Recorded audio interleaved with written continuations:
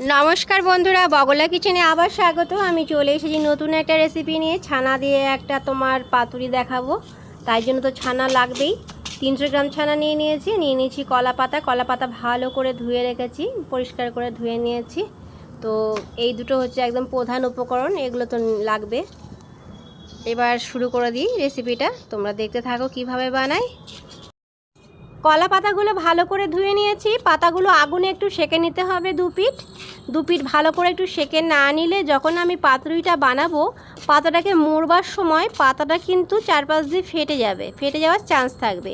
তো সেই কারণে আগুনে একটু সেঁকে নিচ্ছি। তাহলে কি হবে, পাতাটা নরম হয়ে যাবে আর পাতুরি করার সময় কিন্তু অনায়াসে সুন্দরভাবে মোড়ানো যাবে, এতে কোনো ফাটবে না, ফেটে আমার পাতুরিটা বেরিয়ে যাবে না। একটু কাজু কিশমিশ নিয়েছি, কিশমিশটা ভালো করে জলে ধুয়ে রেখেছি। এবার আমি এই কাজু আর কিশমিশ দুটোকে সুন্দর করে ছোট ছোট টুকরো করে কুচিয়ে নেব। কুচিয়ে নিলে মুখে যখন পড়বে ভালো লাগবে। আর একটু মশলা বেটে নেব। তো সাদা সরষে নিয়েছি এই 1 চামচ মতন, আর হাফ চামচ কালো সরষে আর একটুখানি নারিকেল একসাথে পেস্ট করে নেব। এবার ছানাটাকে আমি সুন্দর করে মাখবো। তো সেই কারণে প্লেটের মধ্যে ছানা নিয়েছি। এবার ছানার মধ্যে একে একে সব উপকরণগুলো দিয়ে সুন্দর করে মেখে নেব। যতটা ভালো করে মাখবো তত খেতে ভালো হবে। প্রথমে 1 চামচ ময়দা দিলাম। এইবার দিয়ে দিচ্ছি মাঝারি 1 চামচ চিনি, তোমরা স্বাদ বুঝে চিনিটা দিও। এবার দেব স্বাদ মতন লবণ।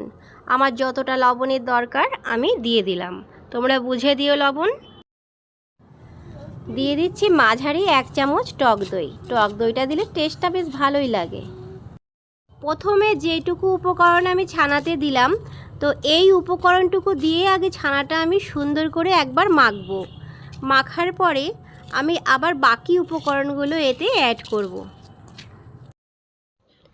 ভালো করে মাখা হয়ে গেল। তো 3-4 মিনিট মতন আমি রেখে দিয়েছিলাম। এবার নারকেল আর সর্ষে বাটাটা আমি দিচ্ছি। তো এইটা দিয়ে আমি আবার একটুখানি মেখে নেব। এইবার আমি দিয়ে দিচ্ছি কাজু বাদাম কুচিটা। সমস্ত উপকরণগুলো আমি এবার আস্তে আস্তে দিতে থাকবো। একটু টমেটো মিহি করে কুচিয়ে রেখেছি, তো সেই কুচানো টমেটোটা দিয়ে দিলাম। আর তার সাথে দিয়ে দিচ্ছি অল্প একটু ধনেপাতা কুচি, দিয়ে দেওয়া হলো ধনেপাতাটাও। এবার মিশিয়ে নেব। নারকেল একটু সর্ষের সঙ্গে বেটে দিয়েছিলাম, আর এখন একটুখানি কুচি করে দিলাম। তো খুব পাতলা পাতলা করে কুচিয়ে নিয়েছি। এটা মুখে পড়লে খেতে খুব ভালো লাগে। এইবার ভালো করে ধুয়ে কুচিয়ে রেখেছিলাম কিশমিশ, তো সেটাও দিয়ে দিলাম। আমার স্বাদ মতন আমি কিশমিশটা দিয়েছি, তোমরা বেশি কম স্বাদ বুঝে দেবে। আর দিচ্ছি স্বাদ মতন কাঁচা লঙ্কা কুচি। এখানে আমি 3টে কাঁচা লঙ্কা কুচি করে দিয়েছি। এইবার যে আমি উপকরণগুলি দিলাম, এগুলি আমি হালকা করে ছানার সাথে মিশিয়ে নিচ্ছি। খুব বেশি আমার চটকানোর দরকার নেই, হালকা হালকা করে মেখে নিলেই আমার হয়ে যাবে। এইবার এতে আমি দিয়ে দিচ্ছি মাঝারি 1 চামচ সর্ষের তেল। তেলটাও আমি ভালো করে মিশিয়ে নেব। এইবার আমি এই সর্ষের তেল দিয়েও একবার সুন্দর করে লাস্ট মেখে নিচ্ছি। তারপরে আমি পাতুরিটা বানাবো। আমার ছানা মাখাটা পুরো কমপ্লিট হয়ে গিয়েছে। তো এইবার দেখো, আমি যেটা আগুনে পাতাগুলো সেঁকে রেখেছি, এই পাতার মধ্যে আমি একটু করে পুর দিয়ে পাতাগুলোকে মুড়িয়ে নেব।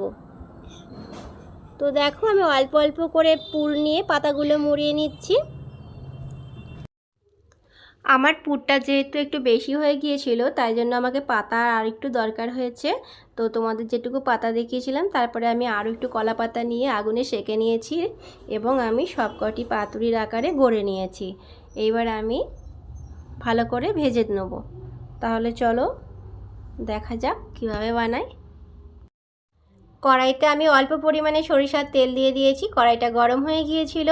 এবার দেখো তেলটাও গরম হয়ে গিয়েছে। এখন আমি পাতুরিগুলো আস্তে আস্তে ছেড়ে দিচ্ছি। তো যেহেতু আমি সুতো দিয়ে বাঁধিনি, সেই জন্য আমাকে কিন্তু খুব সাবধানে এগুলো ভেজে নিতে হবে। আর আমি অল্প অল্প করে পাতুরিগুলো কড়াইয়ে দেব এবং আস্তে আস্তে ভেজে নেব। ফ্লেম কমিয়ে আমি নিভু আঁচেই ভাজবো, একটু ঢেকে ঢেকে ভাজবো। তাহলে আমার ভালো ভাজাটা হবে এবং ভেতরে পনিরটাও সুন্দরভাবে রান্না হয়ে যাবে। আর যদি আমি ফ্লেম বাড়িয়ে ভাজি তাহলে তো আমার পুড়ে যাওয়ার চান্স থাকবে। তো দেখো আমি একটু ঢাকাটা খুলে দিয়েছি, এক পিঠ হয়ে গিয়েছে। এবার আস্তে করে এক পিঠ উল্টে দেব, যেহেতু আমার সুতো দিয়ে বাঁধা নেই, সাবধানে ভাজতে হবে। তো আমার দেখো এক পিঠ ভাজা হয়ে গিয়েছিল এবং উল্টে দিয়েছি, আর এক পিঠও ভাজা হয়ে গিয়েছে।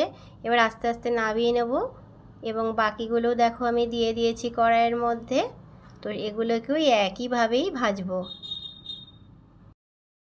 একইভাবে আমার সমস্ত ছানাটা সুন্দর মতন সিদ্ধ হয়ে গিয়েছে, পাতুরি আমার রান্না কমপ্লিট হয়ে গিয়েছে।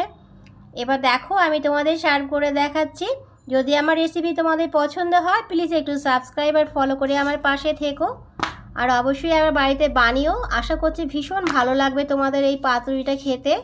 এটা ভাতের সাথেও ভালো লাগে খেতে, বা তোমরা একটু শুধু খেয়েও দেখতে পারো, চমৎকার হয়। তাহলে সব কয়টি পাতুরি কমপ্লিট হয়ে গিয়েছে।